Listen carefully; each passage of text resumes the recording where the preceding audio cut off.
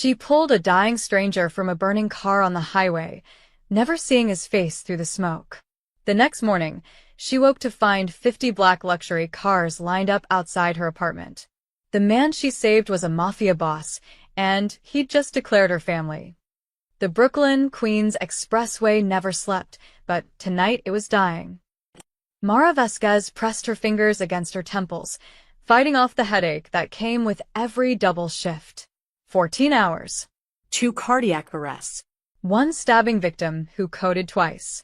And still, the radio wouldn't shut up. Unit 47, we've got a pile-up near exit 32. Multiple vehicles. You're closest. Her partner, Dennis, groaned from the driver's seat. We're off duty in 6 minutes. Mara reached for the radio. Dispatch, we're responding. Dennis shot her a look. Your kid's waiting. Mateo's 12. He can microwave his own dinner. She didn't mention that her ex hadn't sent child support in 3 months, or that her fridge currently held 1 expired yogurt and half a pizza. Drive. The expressway came into view like a scene from hell.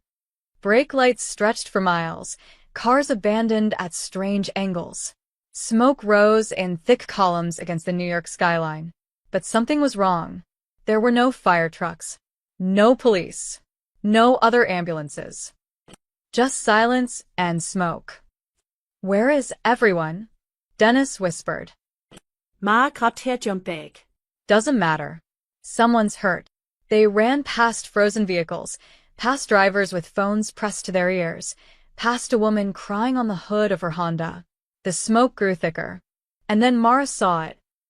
A Bentley Continental GT, black as midnight, crushed against the concrete divider. Flames licked up from the engine, spreading fast. The driver's side was crumpled inward, spiderweb cracks across the windshield. But the driver was still inside.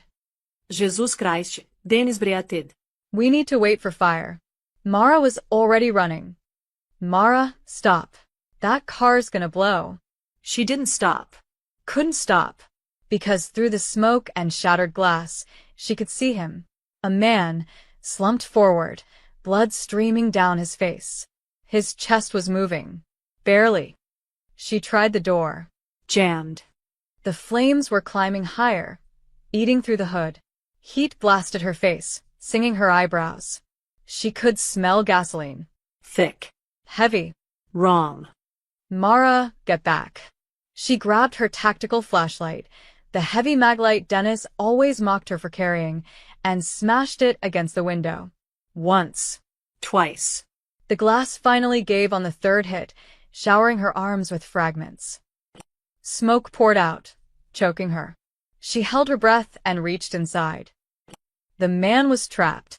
His seatbelt had locked on impact, pinning him against the seat.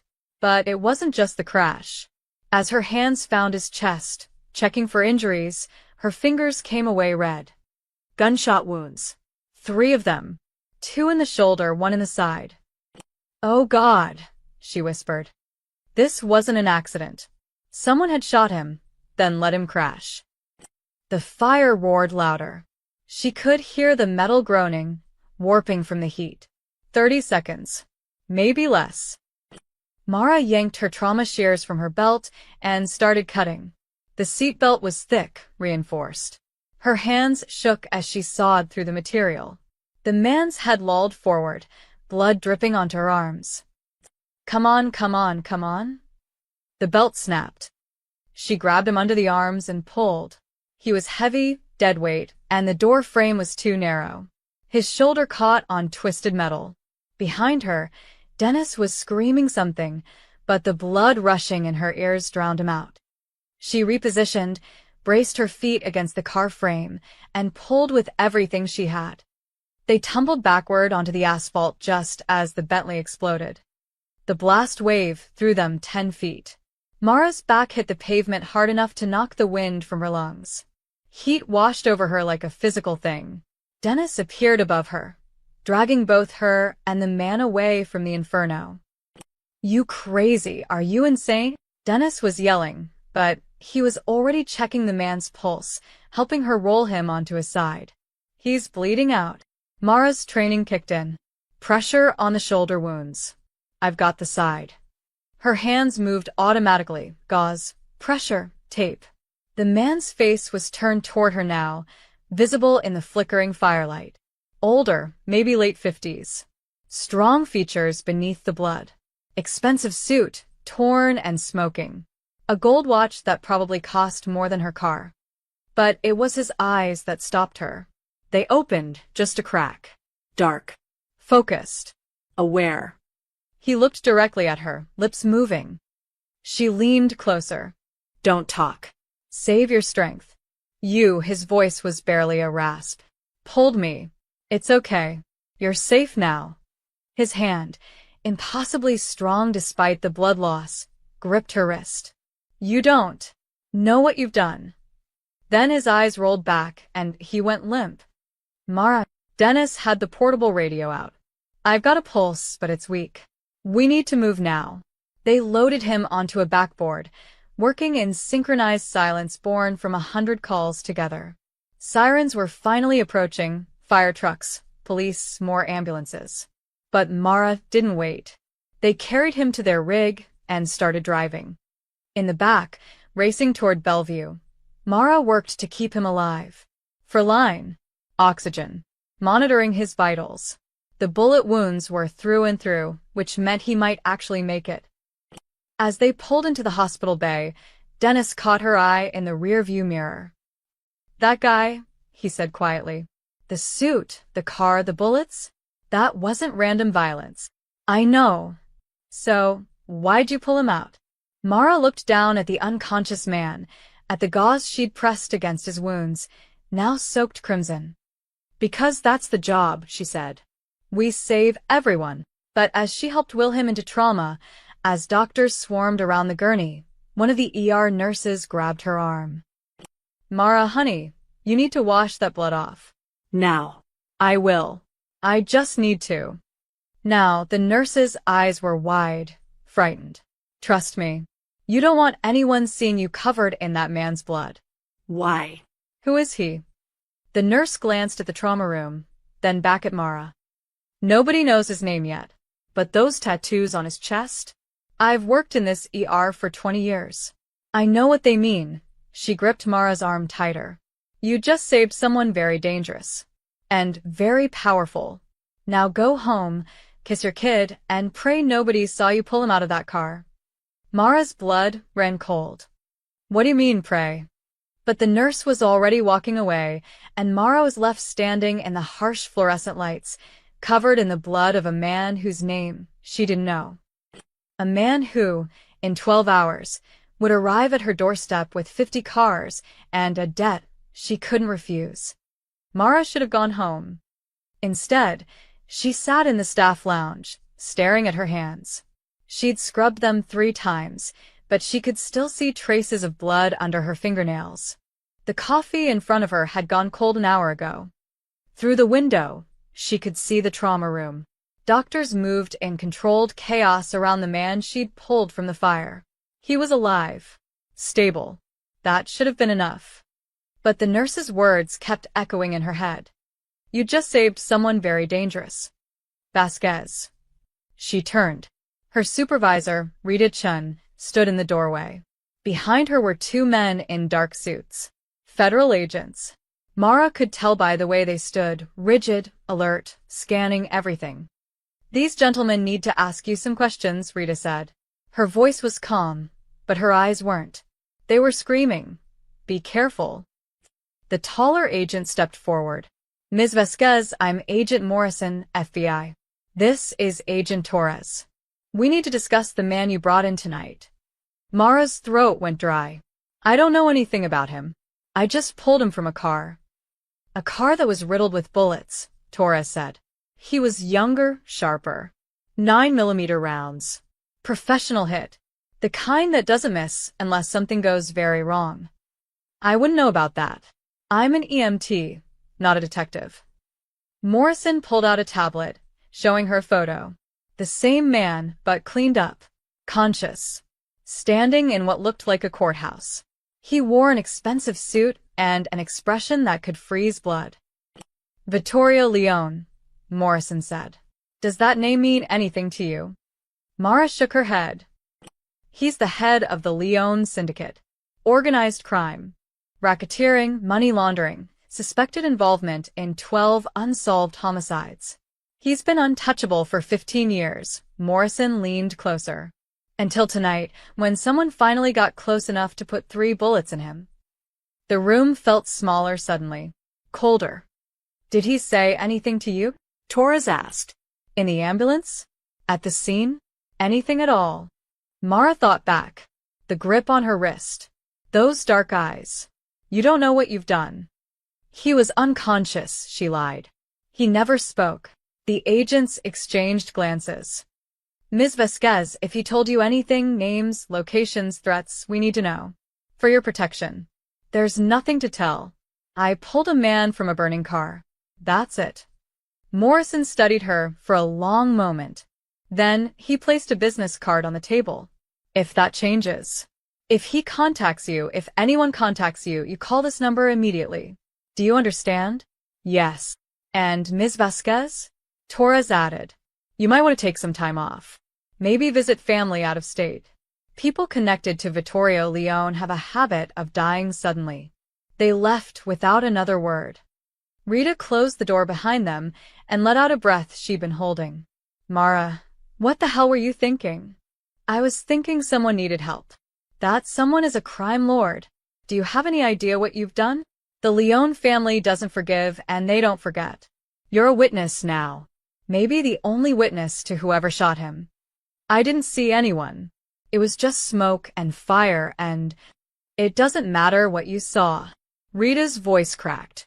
It matters what people think you saw. The people who shot him? They're going to wonder if he talked. His own people? They're going to wonder if you're FBI. You're caught in the middle of a war you don't even understand. Mara felt the weight of it settling onto her shoulders. The nurse had tried to warn her. The agents had tried to warn her. And now Rita was trying to warn her. But what was she supposed to have done? Let him burn. I need to go home, Mara said quietly. My son is alone. Rita's expression softened. Take the rest of the week off. Paid. And Mara? Lock your doors. All of them. The drive home took 40 minutes, but it felt like hours. Every car behind her looked suspicious. Every shadow seemed to move. When she finally pulled into her apartment complex in Queens, the parking lot was empty and dark. She took the stairs 2 at a time, her keys already out. Mateo was asleep on the couch, his math homework scattered across the coffee table. The TV played some anime he'd been obsessed with. He looked so small, so innocent. 12 years old, and he still slept with his mouth open like he had when he was a baby. Mara locked the door, threw the deadbolt, and wedged a chair under the handle. Then she sat on the floor beside the couch and watched her son breathe, tears streaming down her face. She'd saved a life tonight. That's what EMTs did. That's what she'd sworn to do. So why did it feel like she'd just made the biggest mistake of her life? Outside, a car engine started. Then another. And another.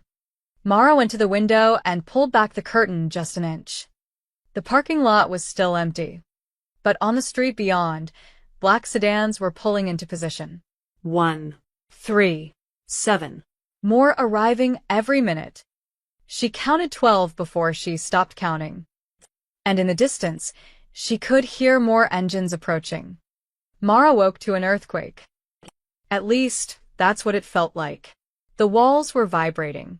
Picture frames rattled against the plaster.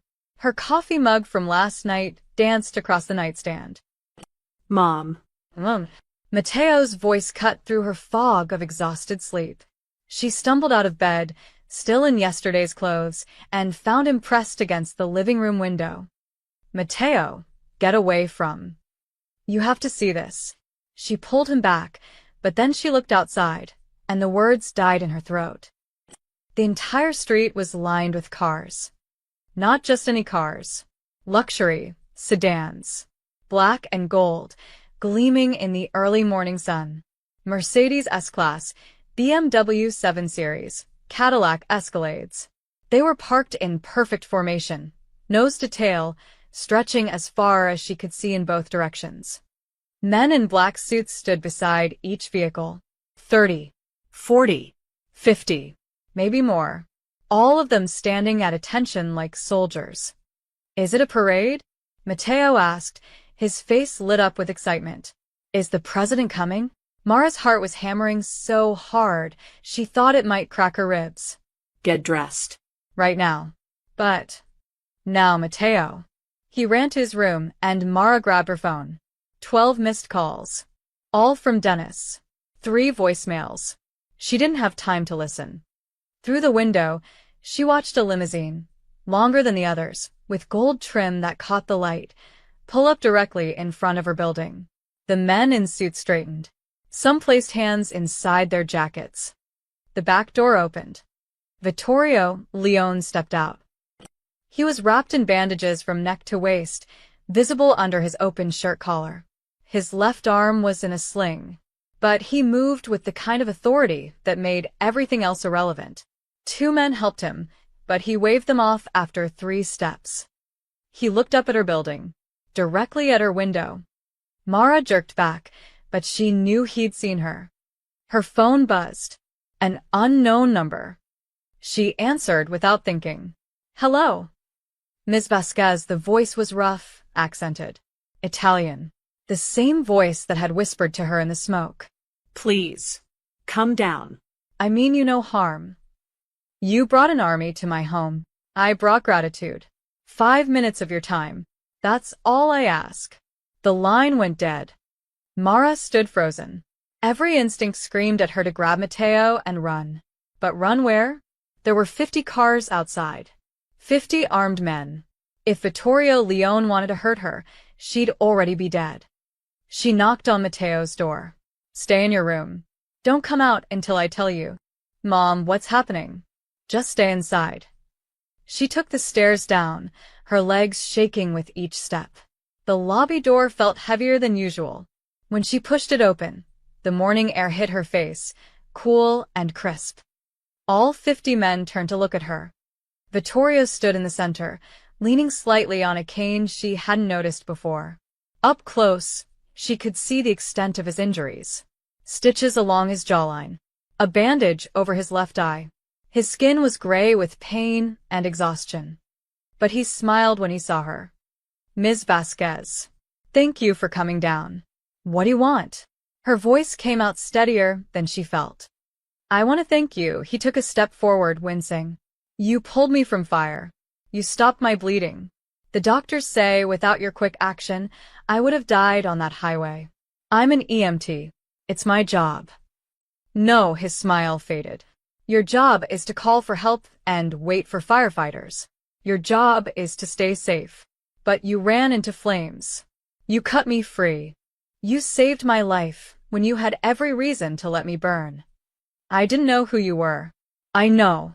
That makes it more remarkable. He reached into his jacket, half the men around them tensed, and pulled out an envelope. Your family is now under Leone protection. This building, your son's school, everywhere you go. No one will harm you. No one will threaten you. You have my word. I don't want your protection. It's not optional. His voice hardened just slightly. You saved my body. You saved my blood. In my world, that creates a debt. A debt I intend to honor. I don't want anything from you. Then you're a fool, one of his lieutenants spoke up, a thick-necked man with scar tissue where his left ear should have been. The boss offers you his gratitude and you spit on it. Enough, Sal. Vittorio's voice was quiet, but the lieutenant immediately went silent. Vittorio looked back at Mara. You saved my life. Do you understand what that means? To my enemies, you're a problem. To the FBI, you're a witness. To my own people, he paused. Some will see you as a liability, but I see you as family. Familia. He bowed. Actually bowed. A slight dip of his head that somehow felt more significant than any words. Your son will want for nothing. His school tuition paid. Your rent paid. Any medical expenses covered. And if anyone at all, threatens you or your boy, they answer to me. Mara's voice shook. I saved you because it was the right thing to do. Not for payment. I know, Vittorio straightened, grimacing at the pain. That's why you'll accept it anyway. Because the alternative is that you die, and what message does that send? That saving Vittorio Leone is a death sentence. He placed the envelope on the ground between them. Think about it. For your son's sake, if not your own. He turned and walked back to the limousine. The men in suits began returning to their vehicles, engines starting in a synchronized rumble that shook the ground. Within 3 minutes, the street was empty. Mara stood alone on the sidewalk, staring at the envelope. Above her, Matteo's face was pressed against the window, his eyes wide with wonder. And Mara knew, with absolute certainty, that her life had just changed forever. The envelope sat on Mara's kitchen table for 2 hours before she opened it. Inside, a cashier's check for $50,000 and a business card with a single phone number embossed in gold. Matteo kept asking questions she couldn't answer. She told him it was a mistake, a publicity stunt, something for TV. He didn't believe her. 12-year-olds never did. Her phone rang at noon. The same unknown number. Ms. Vasquez, a car will arrive for you at 2 o'clock, a woman's voice said. Professional. Cold. Mr. Leone requests your presence for lunch. I'm not coming. It wasn't a question. The car will be there at 2-inch. The line went dead. Mara wanted to throw the phone across the room. Instead, she called Dennis. Holy hell, Mara, are you okay? He answered before the first ring finished. I drove past your place this morning. There were 50 freaking cars. I know. I was here. What did they want? To thank me. I think. You think. Dennis's voice climbed an octave.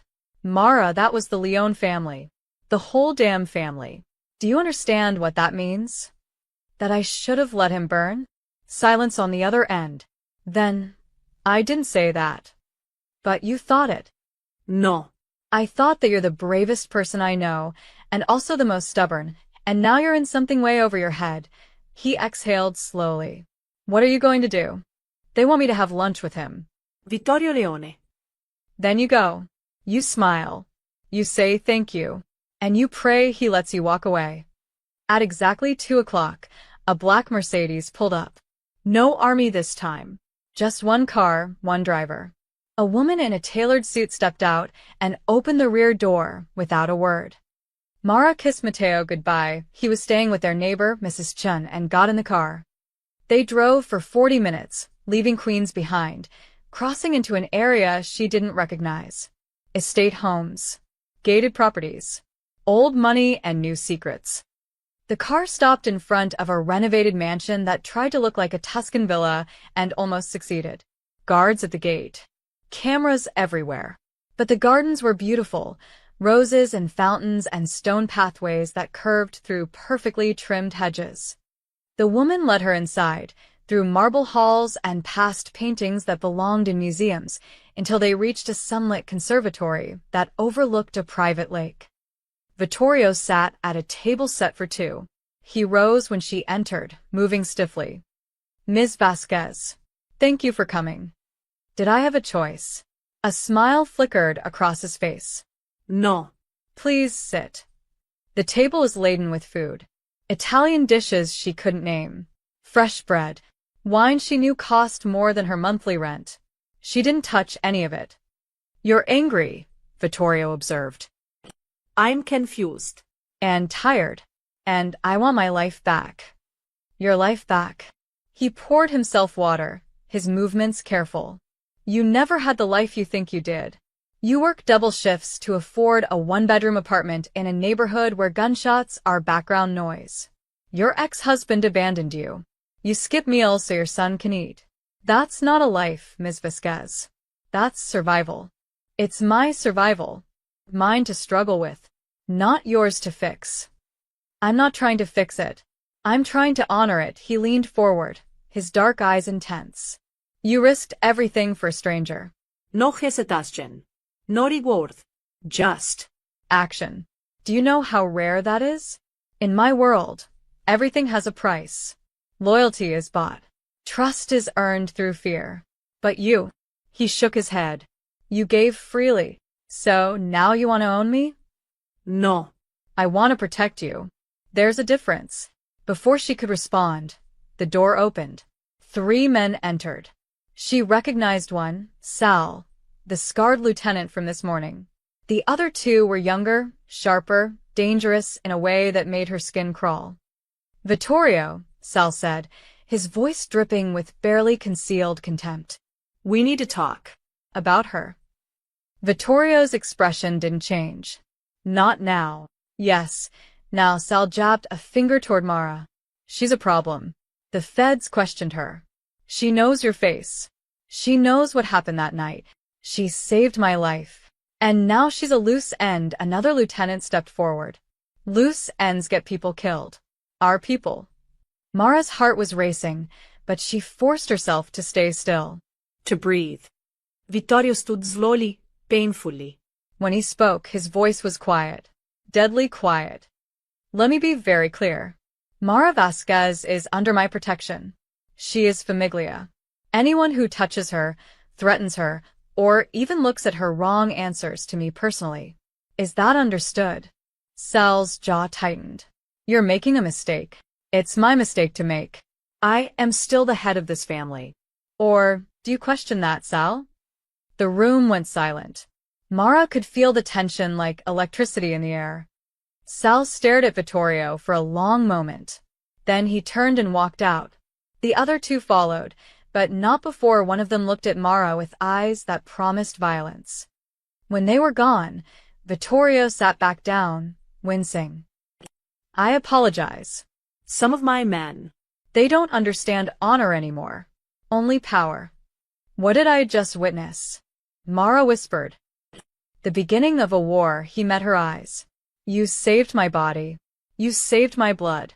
In doing so, you made enemies you don't even know exist. The people who shot me? They'll want you dead. My own men who see you as a threat? They'll want you dead. The FBI, who think you know something? They'll use you as bait. So, what am I supposed to do? Accept my protection. Let me keep you and your son safe. And if I refuse? Vittorio's expression was almost sad. Then you'll be dead within a week. And your son will be alone. Mara felt the words like a physical blow. That debt you mentioned, she said quietly. It's a chain, isn't it? Not a gift. Yes, he didn't lie. But it's a chain that keeps you breathing. And sometimes that's all we get. Mara refused the protection. She returned home that evening with Vittorio's words echoing in her head, but she wouldn't, let a crime lord control her life. She'd survived her ex-husband's abandonment. She'd survived working 3 jobs to keep Matteo fed. She'd survived this too. For 3 days, life almost felt normal. She picked up shifts at the hospital. Matteo went to school. They had dinner together, real dinners, not just microwaved leftovers, because that check was still sitting on her table and guilt had a strange way of making you cook. She didn't cash it, Didn't even touch it after the first time. but she felt eyes on her constantly. At the grocery store, walking to her car, in the hospital cafeteria. She told herself it was paranoia. On the 4th night, she came home to find her apartment door ajar. Her blood turned to ice. Matteo? She pushed the door open slowly. Baby, are you home? Silence. The living room was destroyed. Couch cushions slashed open, stuffing everywhere. Her bookshelf tipped over, books scattered like dead birds.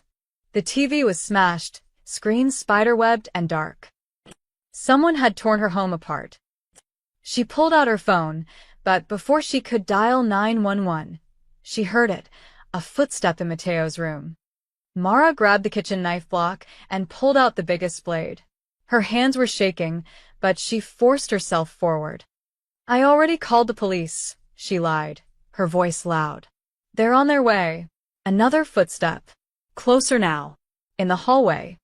A man emerged from Matteo's room. Tall, lean, wearing all black. A ski mask covered his face. He held one of Matteo's baseball trophies in his gloved hand. Where is it? His voice was muffled by the mask. Where's what? Whatever he told you. Notes, recordings, names. Where did you hide it? I don't know what you're talking about. He threw the trophy. It missed her head by inches and shattered against the wall. Don't play stupid.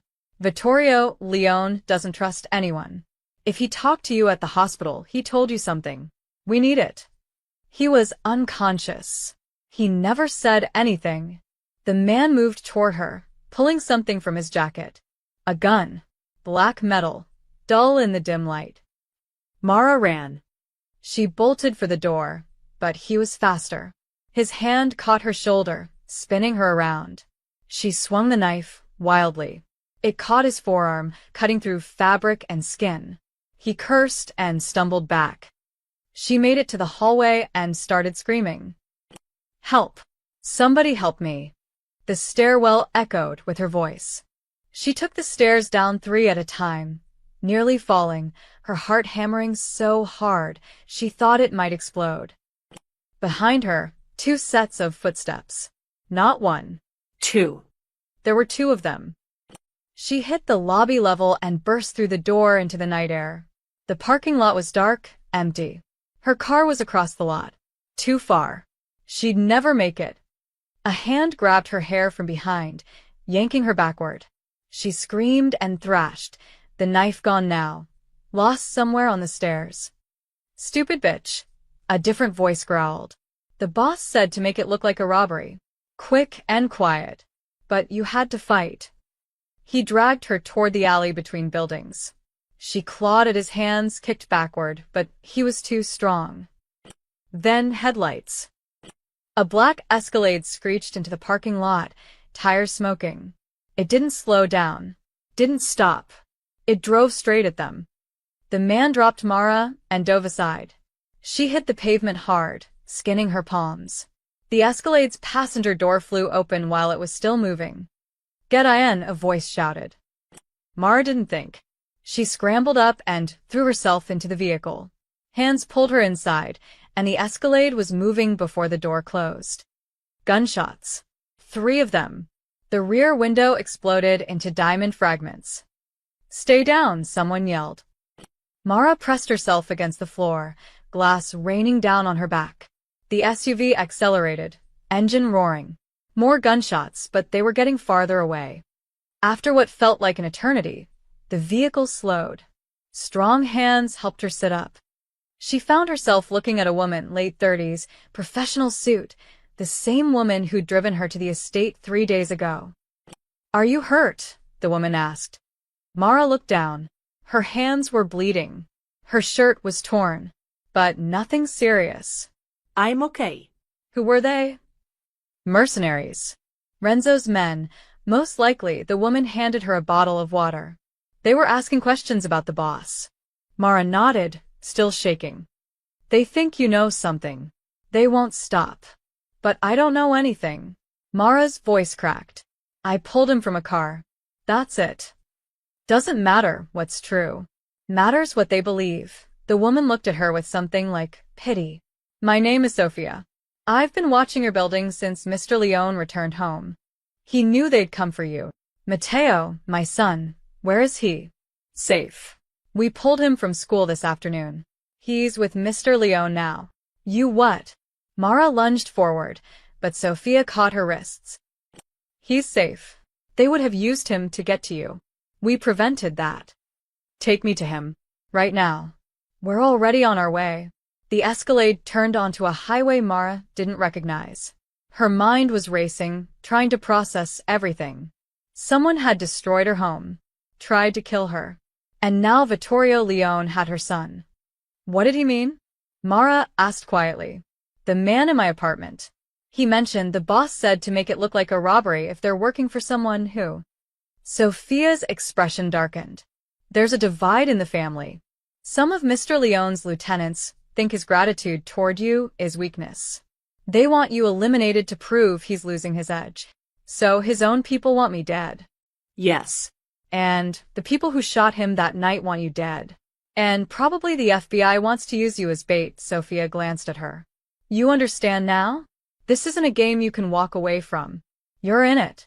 The only question is whether you accept protection or wait for the next knife. Mara thought about her destroyed apartment. The gun pointed at her face. Matteo's baseball trophy thrown like a weapon. You saved my body. You saved my blood. That debt stands. She'd thought Vittorio was trying to control her.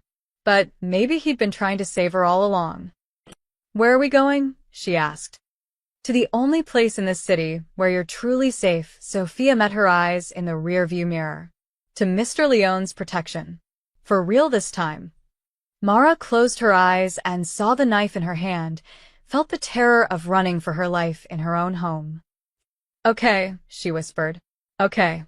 Because Matteo needed her alive more than he needed her proud. And pride wouldn't stop a bullet. The safe house wasn't what Mara expected. No gasik mansión. No fortress with armed guards at every corner. Just a brownstone in Brooklyn that looked like every other building on the block, except this one had bulletproof windows and a reinforced steel door hidden behind the ordinary wooden facade. Sophia led her inside, through a living room that looked almost cozy, leather furniture, bookshelves, family photos of people Mara didn't recognize, and down a hallway to a kitchen where Matteo sat at a table eating pizza. Mom. He jumped up, nearly knocking over his chair. Mara grabbed him, holding him so tight he squirmed. She checked him over, face, arms, hands. Not a scratch. Did anyone hurt you? Are you okay? I've fine. These guys picked me up from school and said you were in trouble. They had authentication codes and everything. Those words you made me memorize, remember? Firefly summer? He looked up at her with wide eyes. Mom, what's happening? Why did those men come to get me? Before she could answer, a door opened at the far end of the kitchen. Vittorio emerged, still moving slowly, still wrapped in bandages. But his eyes were sharp, alert. He took in Mara's torn clothing, her bleeding palms, and his jaw tightened. You refused my protection, he said quietly. This is what happens. Don't. Mara's voice was steel. Don't lecture me. Just tell me why your own people are trying to kill me. Not here. Not in front of the boy, he nodded to Sophia. Take Matteo upstairs. Show him the guest room. Let him rest. I'm not tired, Matteo started. Go, Mara said softly. Please, baby. I need to talk to Mr. Leone. Matteo looked between them, confused and scared, but he followed Sophia up the stairs. When they were alone, Vittorio poured 2 glasses of whiskey and set one in front of Mara. She didn't touch it. Tell me the truth, she demanded. All of it. The truth. He took a slow sip. The truth is that I built an empire on fear and blood. For 30 years, I made decisions that kept us powerful, kept us alive. But power like that comes with a cost. Trust becomes weakness. Mercy becomes vulnerability. He set down his glass. When you pulled me from that fire, when you refused payment, when you treated me like a human being instead of a monster, some of my men saw that as proof that I've gone soft. Who? Renzo Calabrese. My oldest lieutenant. We came up together, fought together. But he's old guard. He believes in the traditional ways, violence, intimidation, expansion through force. Vittorio's expression hardened. He thinks gratitude toward you makes me look weak. And in our world, weakness invites challenge. So, he sent those men to my apartment. Yes. To kill you and send a message to me. Vittorio met her eyes. But he's not alone. At least 6 of my captains agree with him. Maybe more. They see what I'm trying to build, something legitimate, something clean, and they see the end of their power. Mara felt dizzy. I just wanted to save a life. That's all. And now there's a war, because of me. No. There's a war because the old ways are dying, and dying things fight hardest in their final moments. He leaned forward. I was already planning to transition the family into legitimate business. Your act of courage simply accelerated the timeline and exposed who would stand with me and who wouldn't. What happens now? Before Vittorio could answer, the brownstone's front door burst open. Heavy footsteps in the hallway. Raised voices.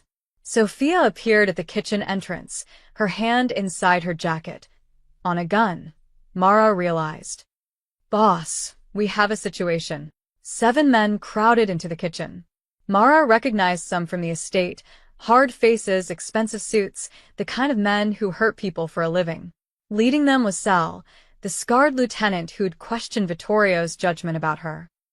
And behind them, walking with the confidence of someone who owned every room he entered, came a man in his 50s with silver hair and cold blue eyes. Renzo Calabrese. Vittorio, Renzo said, his voice smooth as silk. We need to talk. There's nothing to discuss, Renzo. I disagree. Renzo's eyes flicked to Mara. You harboring this woman under your roof? After she's been questioned by the FBI?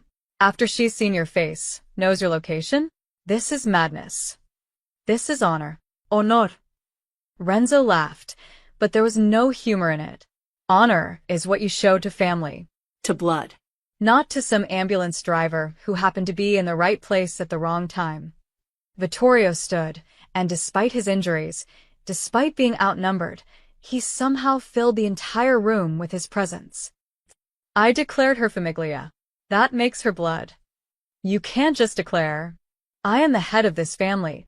Vittorio's voice cracked like a whip. My word, is law. Or has that changed, Renzo? The room went deathly quiet. Renzo smiled. It was the most terrifying expression Mara had ever seen. That's what we're here to discuss, old friend. Whether your word still carries weight. Whether you're still fit to lead. He looked around at the men behind him. Half the captains agree with me. The other half are waiting to see which way the wind blows. You're protecting an outsider, planning to abandon our core business, talking about going legitimate. You're not the Vittorio Leone who built this empire. You're right. I'm not. Vittorio's voice was calm now. Dangerously calm. That Vittorio Leone would have already put a bullet in your head for this disrespect. This Vittorio Leone is giving you one chance to walk away. I'm not walking anywhere. Renzo took a step forward. You want to protect her? Fine. But understand what you're choosing. You're choosing her over us.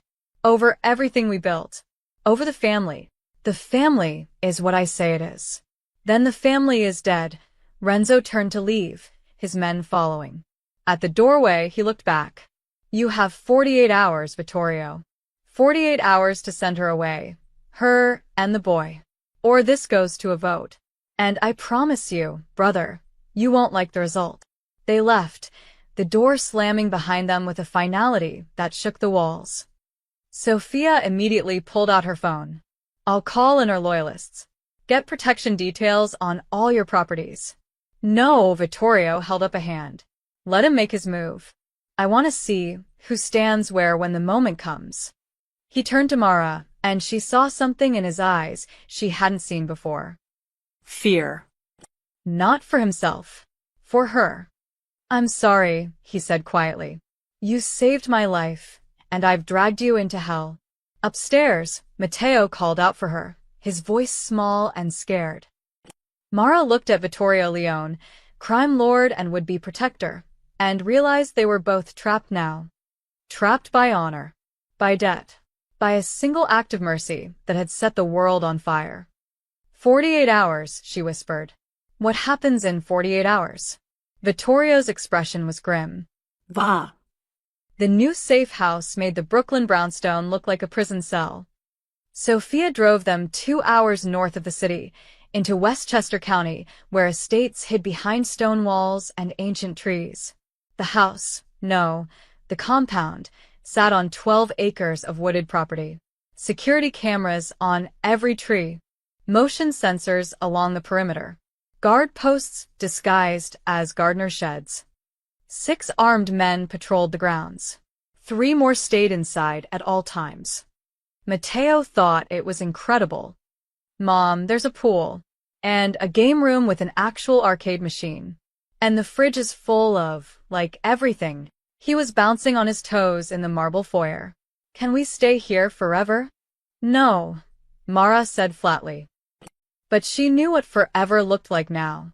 It looked like armed guards and locked gates, and her 12-year-old son thinking a gilded cage was paradise. Sophia showed them to their rooms, adjoining suites on the 2nd floor, with views of the woods. Everything was expensive, tasteful, suffocating. Fresh flowers on the nightstand. Designer toiletries in the bathroom. Clothes in the closet that somehow fit both of them perfectly. Mr. Leone will arrive tomorrow morning, Sophia said. Until then, please stay inside. Don't go near the windows. Don't answer the door. We're prisoners, Mara said. You're protected. There's a difference.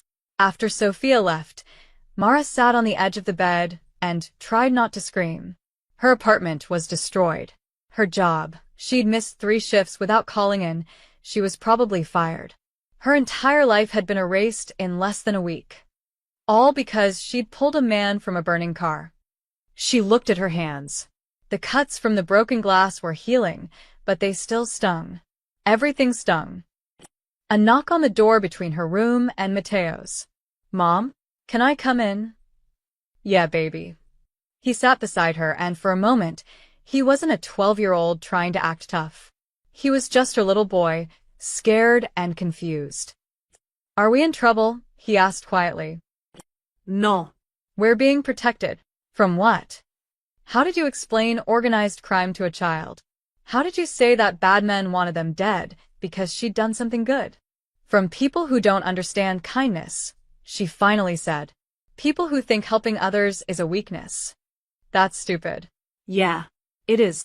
Mateo leaned against her shoulder. The men with guns. They're Mr. Leone's people, right? The man you saved. Yes. So, he's keeping us safe because you saved him. Something like that. Mateo was quiet for a moment. Then, Dad never kept us safe. He just left. The words hit Mara like a punch to the chest. Baby. I'm not sad about it. Not anymore. I noticed things, you know? That man, Mr. Leone, he got hurt real bad, and he still came to our apartment with all those cars. He still made sure we're okay. Dad couldn't even remember to send birthday cards. Mara pulled him close, kissing the top of his head. You're too smart for your own good. I get it from you. They sat like that until Mateo fell asleep against her shoulder, exhausted from the adrenaline and fear. She carried him to his bed. He was getting too big for this, growing so fast, and covered him with blankets that cost more than her monthly rent used to. Then she went downstairs, needing air, needing space, needing something. One of the guards, a young man with kind eyes, stopped her at the base of the stairs. Ma'am, you should stay upstairs. I need to make a call. Privacy. Please. He hesitated, then nodded toward a study off the main hallway. 5 minutes. Don't go near the windows. The study was all dark wood and leather, bookshelves filled with volumes in Italian. She pulled out her phone and called Dennis. He answered on the first ring. Jesus, Mara, where are you? The hospital's been calling me, asking if you're alive. Your apartment is a crime scene. I'm okay. Mateo's okay. Where? Somewhere safe. With him? With Leone? I didn't have a choice, Dennis. They tried to kill me. In my own home. She heard him exhale slowly. I know. I heard. The police found blood in your stairwell. Not yours, someone else's. And shell casings in the parking lot. His voice dropped. Mara, what the hell is happening? I don't know. I saved a man's life, and now there's a war over it. His own people want me dead. The people who shot him want me dead. And he's the only one standing between me and a bullet. So, what are you going to do? Survive. Keep Mateo safe. Hope this ends before. A scream cut through the air. Mateo's scream. Mara dropped the phone and ran. The guard was already ahead of her, taking the stairs 3 at a time. She followed, her heart in her throat. Mateo's door was open. He stood in the middle of the room, pointing at the window. There was someone outside. A man. He was looking right at me. The guard was already on his radio. Possible breach, northeast corner, 2nd floor. Lock it down. Alarms began blaring. Red lights flashed in the hallways. Footsteps thundered from every direction as guards converged on their location. Sophia appeared, gun drawn. Get them to the safe room. Now. What's safe room? Mara demanded. This way. Quickly. They were pushed down the hallway to what looked like a linen closet. Sophia pressed her palm against a panel. The back wall slid open, revealing a reinforced steel door with a keypad. Inside. Both of you. The safe room was small, windowless, with a single LED light and a metal bench. Medical supplies. Water. A phone on the wall. Stay here until I come back, Sophia ordered. Don't open this door for anyone else. But the door slammed shut. A heavy lock engaged with a mechanical thunk. Mara pulled Mateo close as he shook against her. Outside, she could hear shouting, running footsteps, the sound of vehicles starting. Mom, I'm scared. I know, baby. Me too. The phone on the wall rang, a harsh, jarring sound in the small space. Mara picked it up with trembling hands. Ms. Vasquez, Vittorio's voice, tight with controlled fury. Are you hurt? No. But someone was outside Mateo's window. I know. My men are searching the perimeter now, he paused. Renzo is sending a message. He wants you to know that no place is safe. That my protection means nothing. Then what do? You stay in that room until I arrive. And then his voice hardened. Then we end this. Once and for all.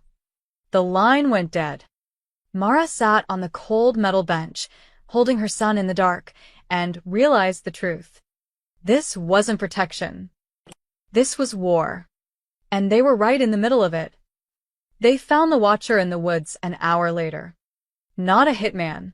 Not an assassin. Just a local teenager paid $500 to look through a window and take a photo. He'd never fired a gun in his life. Probably didn't even know who Vittorio Leone was. But Matteo didn't know that. All he knew was that someone had been watching him sleep. Mara held him in the safe room until dawn, feeling him flinch at every sound. When Sophia finally opened the door, Matteo wouldn't let go of her hand. It was nothing, Sophia said, but her expression told a different story. A kid. Renzo's people paid him to scare you. It worked, Mara said quietly. Vittorio arrived at noon in a convoy of 3 vehicles. He looked worse than before, his face gray, moving like every step caused pain. But his eyes burned with controlled rage. He found them in the library. Matteo was curled up on the couch, pretending to read a book, but Mara could see his hands shaking. I need to speak with your mother, Vittorio said gently. In private. I want to stay, Matteo said. His voice was small, terrified. Mara's heart broke. Baby, it's okay. I'll be right outside. No. Matteo looked up at her, and there were tears in his eyes. Every time you leave, something bad happens. Please don't go. She pulled him close. I'm not going anywhere. Mr. Leone can talk in front of both of us. Vittorio studied them for a moment, then nodded. He lowered himself carefully into a chair across from them. I'm moving you again, he said. Somewhere more secure. There is nowhere more secure. Mara's voice cracked. You have guards, cameras, alarms, and they still got close enough to look through his window. How is another house going to help? The next location has. No, the word came out harder than she intended. No more houses. No more running. I can't do this to him. She looked down at Matteo, at his pale face and frightened eyes, and something inside her shifted, hardened. You said you had 2 options for me, she said to Vittorio. Run forever, or let you end every threat permanently. I'm choosing the second one. Mom, Matteo started. Not because I trust you, Mara continued, her eyes locked on Vittorio's, but because my son deserves to sleep without fear. He deserves to go to school, to play with friends, to be a kid. And right now, the only way that happens is if this ends. Vittorio leaned forward. Do you understand what you're asking? This isn't a disagreement. I can negotiate. This is a war. People will die.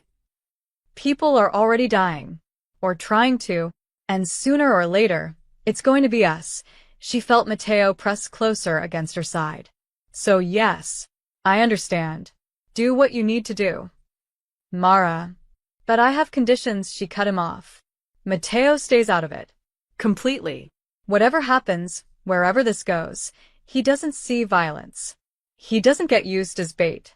He gets to be a child. Agreed. And when this is over, when it's really over, we get our lives back. Not this. She gestured at the mansion around them. Our actual lives. Our apartment, my job, his school. Normal. Vittorio was quiet for a long moment. If you want normal, you need to understand something. After what you've seen, after what you know, the FBI will never stop watching you. My enemies will never stop wondering what secrets you carry.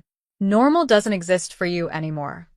Then we'll make a new normal, her voice was steel. But it'll be ours. Not yours. A ghost of a smile crossed Vittorio's face.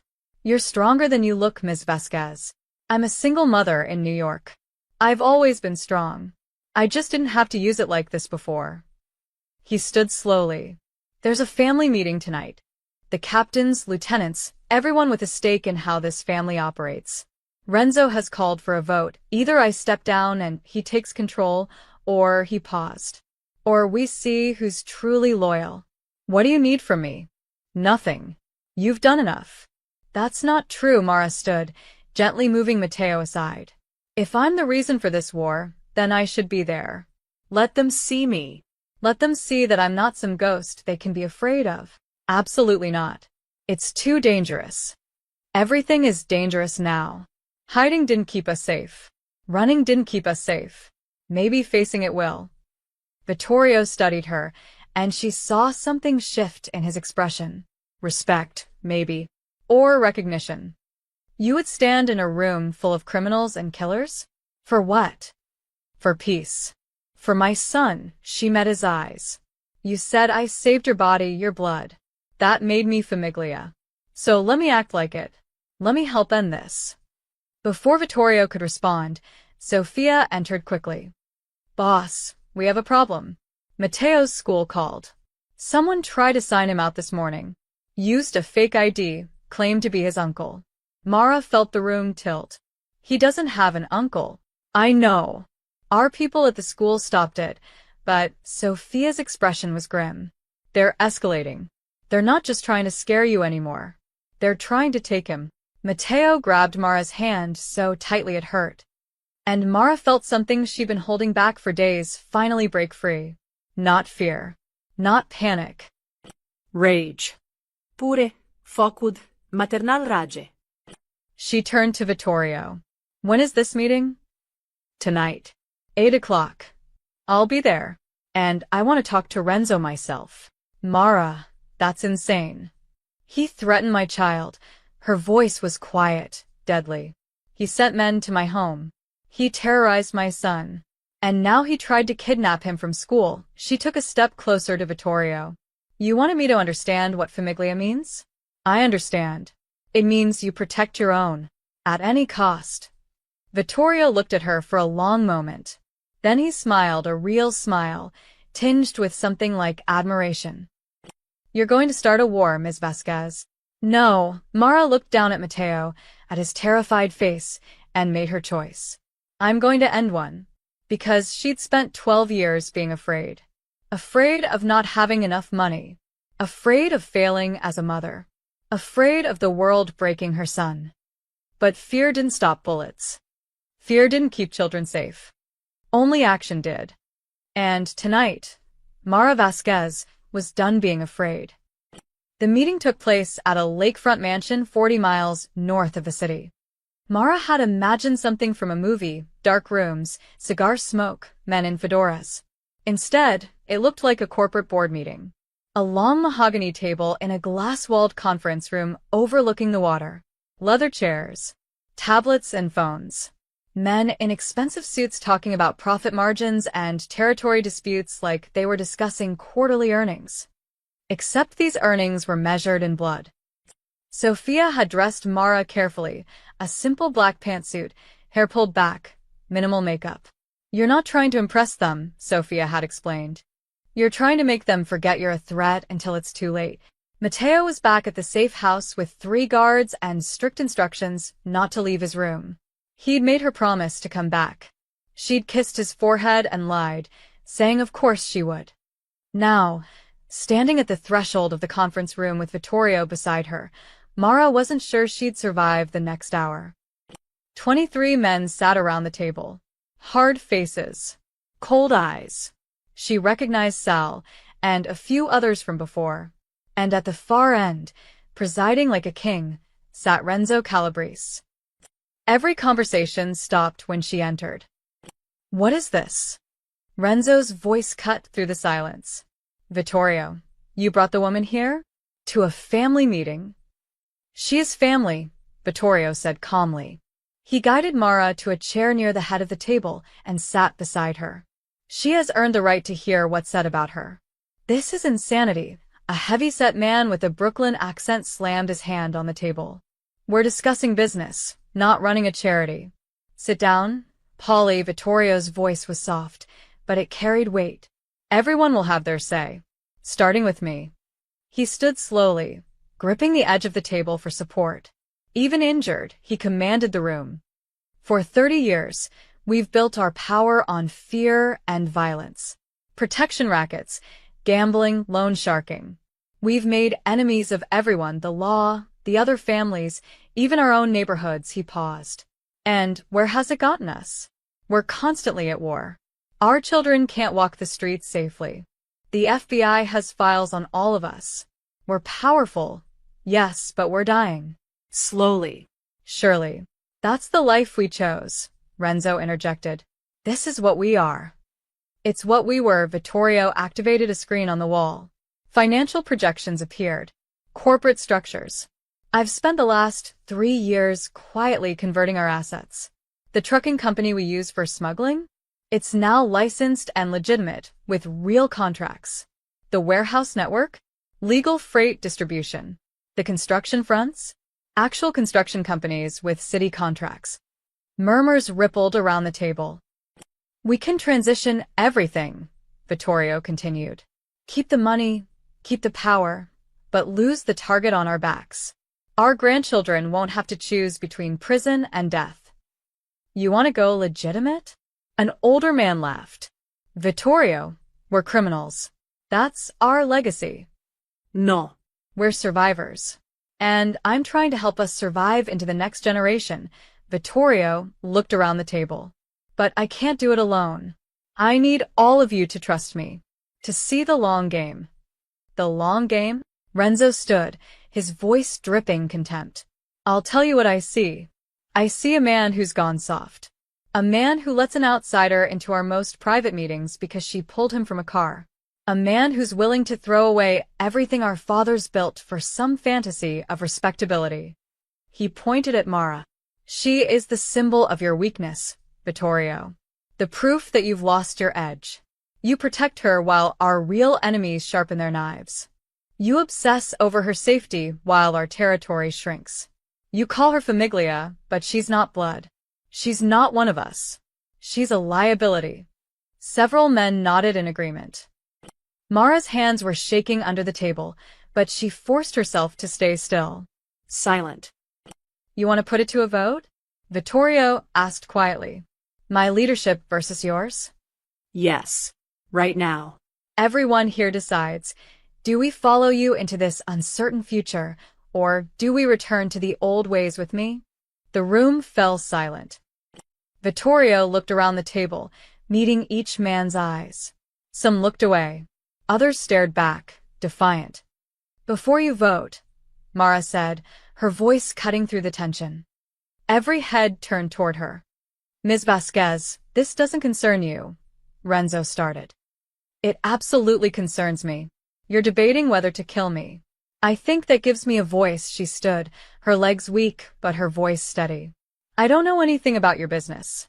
I don't know the difference between the old ways and the new ways. But I know one thing. I saved Mr. Leone's life because it was the right thing to do. Not for money. Not for protection. Because it was right." She looked around the table.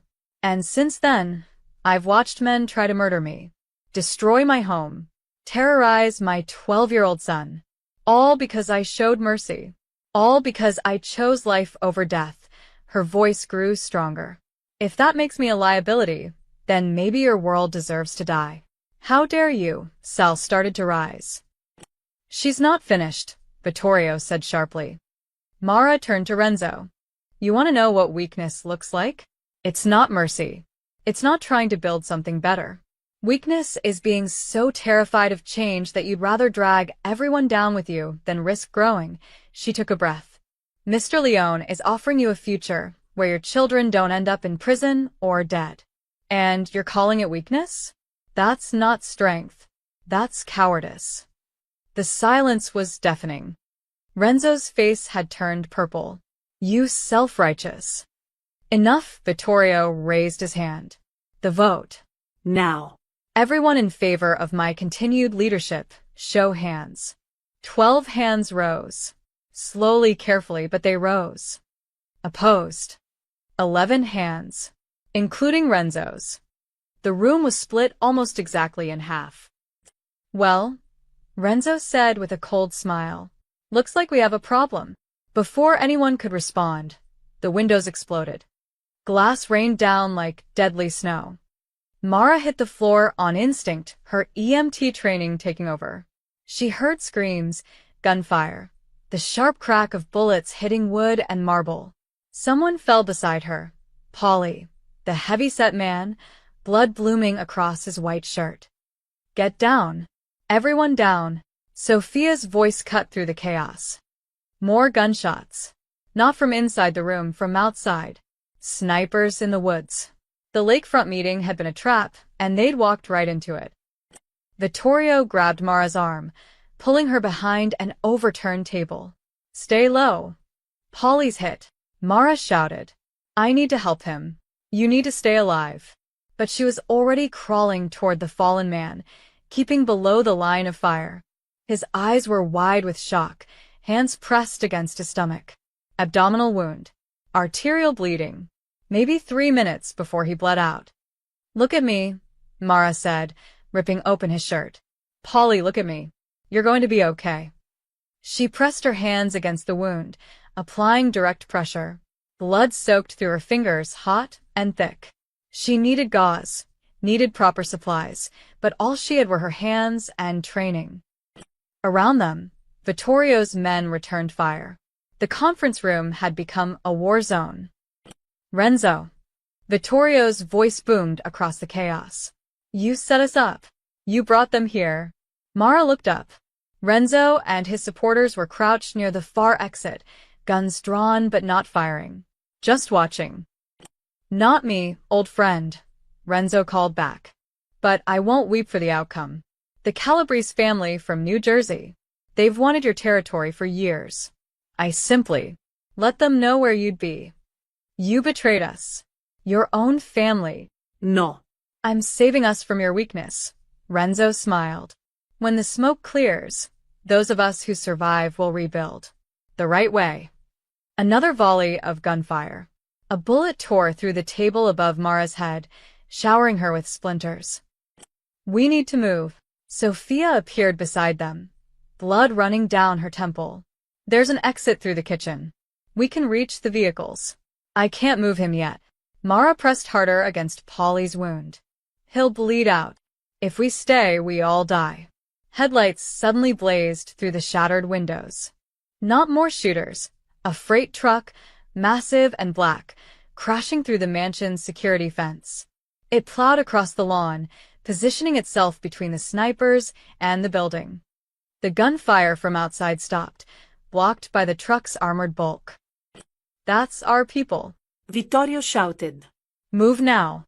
Everyone to the vehicles. Men scrambled for the exit. Some helped wounded comrades. Others kept firing to provide cover. Mara grabbed Polly under his arms. Sal, help me, she yelled. The scarred lieutenant hesitated.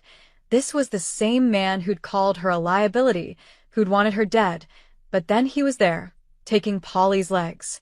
Together, they carried him toward the kitchen.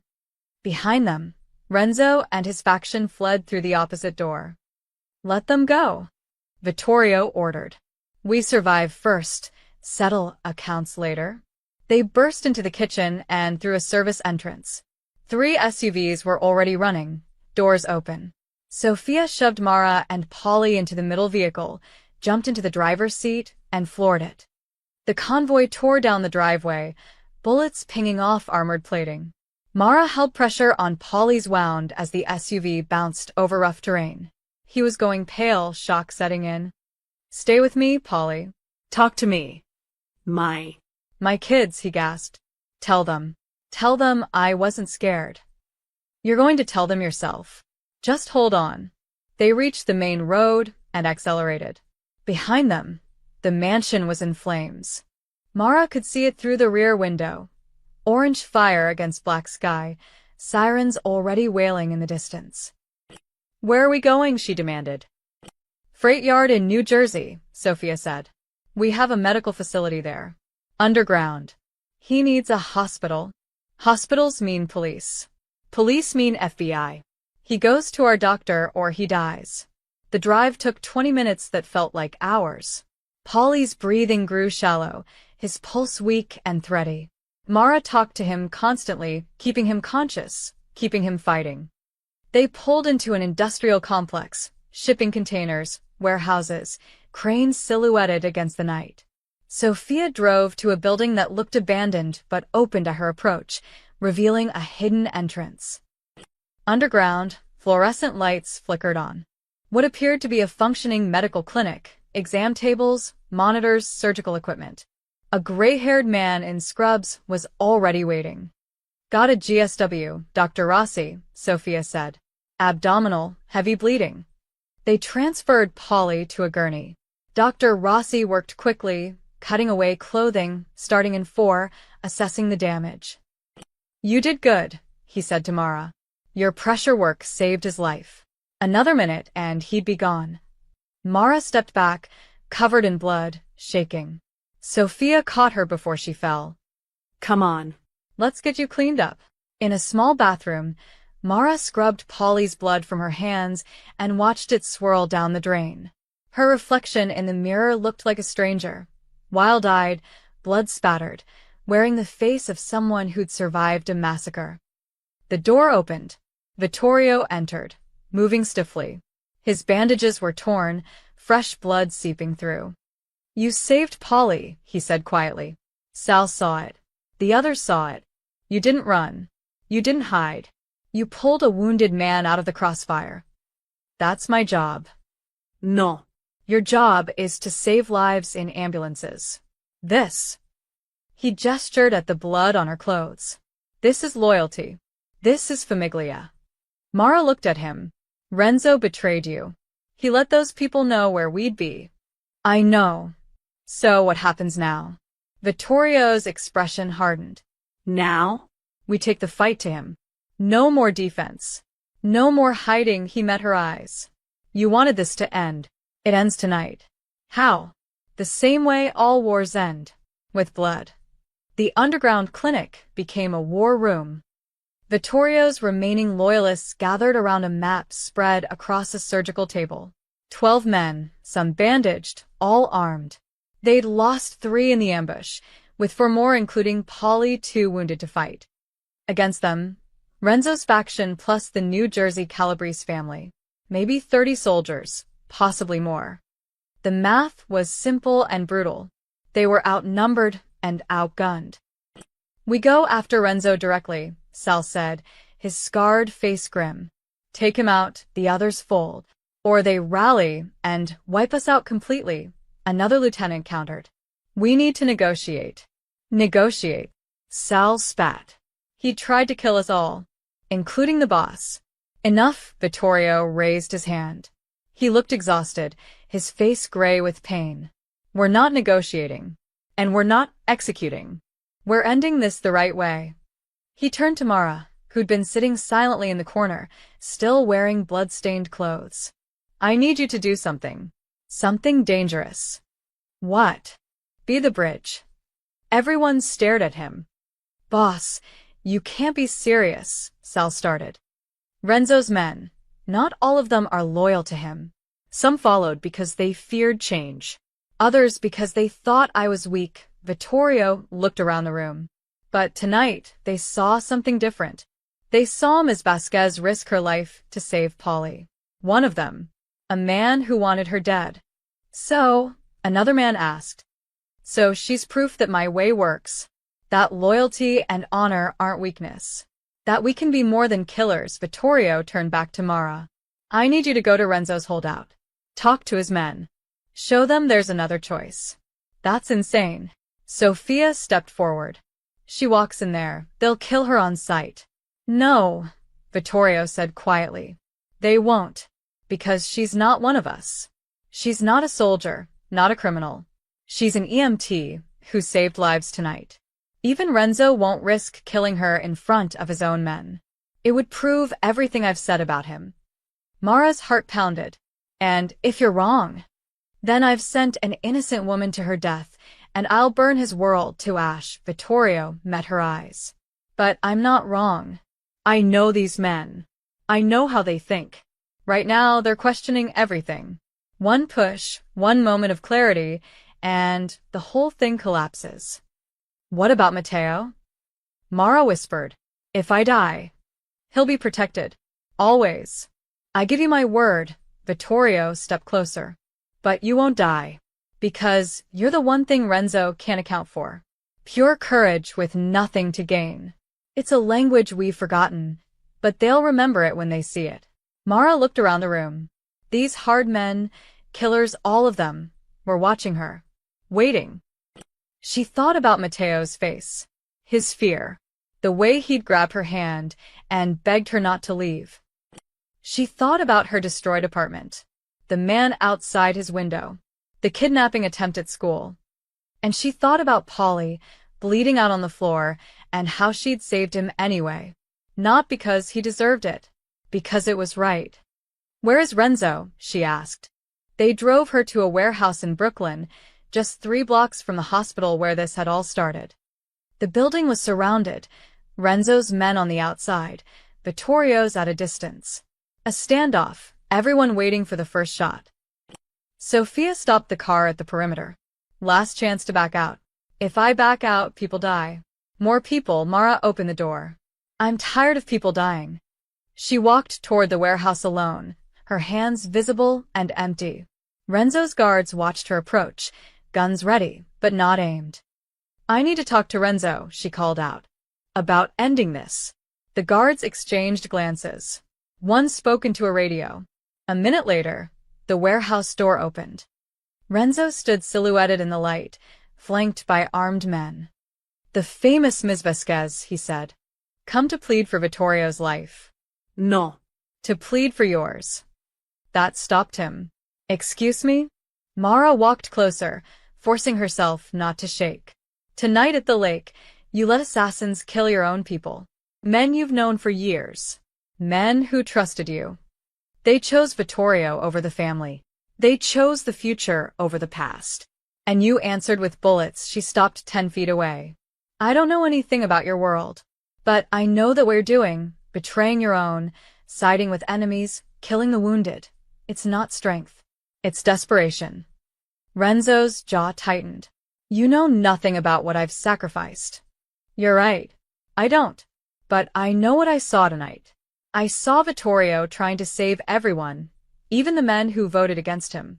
I saw Sofia risk her life for Polly.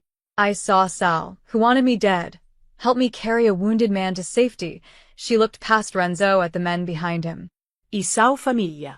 Real famiglia. Not the kind bought with fear, but the kind built on loyalty. Some of Renzo's men shifted uncomfortably. And then I saw you run. While everyone else fought and bled, you ran. Mara's voice grew stronger. So tell me, who's really weak? I don't have to listen to this. Renzo pulled a gun, pointing it at her chest. Every weapon in the warehouse came up. His men aimed at her. But through the windows, she could see Vittorio's snipers aiming at them. One shot, and everyone died. Go ahead, Mara said quietly, staring at the gun. Prove Vittorio right. Prove that the old ways only know how to destroy. Kill an unarmed woman and see how many of your men still follow you. Renzo's hand shook. Behind him, one of his lieutenants lowered his weapon. This is wrong, Renzo, the man said. She saved Polly. She's not our enemy. She's with Vittorio. Because Vittorio protected her. like he's protected all of us for 30 years. Another man stepped forward. You made a deal with the Calabrese family, the same bastards who killed Tommy's brother, who took our territory in Newark. For what? To prove a point. To save us from extinction. No, the first lieutenant said. To save your pride. Renzo turned, his gun now pointing at his own men. You dare. A shot rang out. But it wasn't Renzo who fired. It was one of his own soldiers, aiming not at Mara but at Renzo himself. The bullet missed, intentionally, slamming into the wall beside Renzo's head. Stand down, the soldier said. This ends now. The warehouse erupted in shouts. Some men sided with Renzo. Others lowered their weapons. The careful balance shattered. And Mara stood in the center of it all, unarmed and terrified, as decades of loyalty and betrayal crashed around her. The standoff lasted 17 seconds. Then Renzo made his choice. He spun toward Vittorio's position outside, gun raised, murder in his eyes. Not at his own men. Not at Mara. At the man he'd once called brother. Mara moved without thinking. Years of EMT training, of diving into danger, of choosing action over paralysis, took over. She lunged forward and shoved Renzo's arm upward just as he fired. The bullet went wide, harmlessly into the ceiling. Before he could fire again, Sophia was there. She'd breached the warehouse with two others, moving during the chaos. Her gun pressed against Renzo's temple. Drop it. Now. Renzo's weapon clattered to the concrete floor. Around them, his remaining loyalists lowered their guns. Not in surrender, in relief. Like men who'd been holding their breath for too long and could finally exhale. Vittorio entered slowly, leaning on his cane. He looked at Renzo with something that might have been sadness. 32 years, Vittorio said quietly. We started together. Ran our first job together. I trusted you with everything. And you threw it away. Renzo's voice cracked. For what? For some fantasy of going legitimate? For her? He glared at Mara. No. For us. For all of us. Vittorio looked around at the assembled men, former rivals now united in exhaustion. She didn't save just me that night. She saved what we could become. A family that doesn't devour itself. A legacy that doesn't end in prison or graves. He turned to Renzo's former lieutenants. You followed him because you feared change. I understand that. Change is terrifying. But look around. Look at what the old ways brought us tonight. Death. Betrayal. War with our own blood. One by one, Renzo's men nodded. It's over, Renzo, Vittorio said. Stand down. Accept exile. Leave New York and never come back. That's my offer. The alternative is. He didn't finish. He didn't have to. Renzo looked at the faces around him, men who'd followed him, who now looked away in shame or resignation. His empire had crumbled in minutes, dissolved by the simple courage of a woman who'd risked everything for nothing but principle. I want immunity, Renzo said finally. Protection from prosecution. And a cut, 10% of the legitimate operations. No, Mara said. Everyone turned to stare at her. No deals. No money. No percentage. She stepped closer to Renzo. You tried to kill me. You terrorized my son. You betrayed people who trusted you. You don't get to profit from that. You have no say in this. She has every say, Vittorio interrupted. The debt I owe her outweighs anything I owe you. So if she says no deal, then no deal. Mara looked at Renzo, at this man who'd caused so much pain, and felt nothing but exhaustion. You get your life, she said. You get to walk away breathing. That's more mercy than you showed anyone else. Take it and disappear. Renzo stared at her with pure hatred. Then he looked at Vittorio. You've already lost, old friend. You just don't know it yet. Sophia escorted him out, along with the 3 men still loyal to him. The rest stayed behind, swearing renewed allegiance to Vittorio. And just like that, the war was over. Not with blood, with choice. 6 months later, Mara stood in front of her new office, reading the sign for the 10th time that morning. Lyon Medical Services Emergency Response and Healthcare Logistics. It wasn't the empire Vittorio had originally envisioned, but it was close. The family's old fronts had been converted into legitimate businesses. The trucking company now had contracts with 3 hospitals. The warehouse network distributed medical supplies across the tri-state area. And Mara oversaw it all. Not because Vittorio forced her. Because she'd chosen to. Because somewhere in the chaos and violence, she'd seen the potential for something good. Her apartment in Queens had been fully renovated, not by the Lyon family, but by the legitimate construction company that now employed 12 former soldiers. The neighborhood was cleaner, safer. The loan sharks and drug dealers had vanished, replaced by community programs funded by Lyon Industries. It wasn't perfect, but it was better. Mom, Matteo ran up his school backpack bouncing. He was taller now, growing so fast. And his nightmares had finally stopped last month. Mrs. Chun says you're coming to career day. Of course I am. Wouldn't miss it. Are you going to tell them about the mafia stuff? I'm going to tell them about how I started a medical supply company. The boring business version. He grinned. That's probably better. A black sedan pulled up, not the armored convoy from before, just a simple car. Vittorio stepped out, moving easier now. The surgeries had helped. So had the physical therapy. He'd never be the same, but he was healing. Ms. Vasquez. Matteo, he nodded to both. I wanted to show you something. He handed her a newspaper. The headline read, Lyon Syndicate dissolved, federal investigation closed. The FBI finally finished their review, Vittorio explained. No charges. As far as they're concerned, the Lyon crime family died that night at the lake. What remains is just a collection of legitimate businesses. Is it true? Mara asked. Are you really done with the old life? I have to be. Half my former captains are now company executives. The other half are retired. We have board meetings, not sit-downs. Quarterly reports, not territory disputes, he smiled slightly. It's terribly boring. I should thank you for that. You already did. About 100 times. Not enough, he looked at her seriously. You dragged me out of a burning car. And then you dragged us all out of a burning life. Without you, we'd all be dead or in prison. Matteo tugged her hand. Mom, we're going to be late. Go, Vittorio said. Live your normal life. The one you fought for.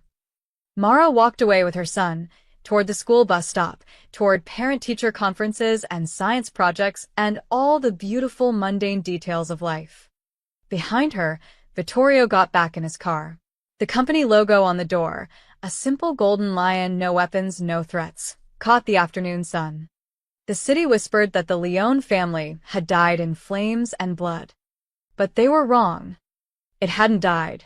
It had simply transformed. From ashes and mercy, something new had been born. Not a criminal empire, but a second chance. All because a single mom saw a man burning and chose to pull him out. Because in the end, that's what heroes did. They saved lives. Even when it cost them everything. Even when it changed the world. The end. 3 blocks away, in a small apartment, Mara tucked Matteo into bed that night. He was reading a book about emergency medicine, dog-earing pages about trauma response. Mom, he asked sleepily, do you think you'll save anyone else like you saved Mr. Lyon? She thought about all the people working in those legitimate businesses now. Former criminals with real jobs, real futures. Kids growing up in safer neighborhoods. Families no longer destroyed by violence. I think I already have, she said, kissing his forehead. More than I ever knew. She turned off the light and closed the door, leaving it open just a crack, the way he liked it. Through the window, the New York skyline glittered with possibility. And Mara Vasquez, single mother, EMT, and accidental revolutionary, smiled.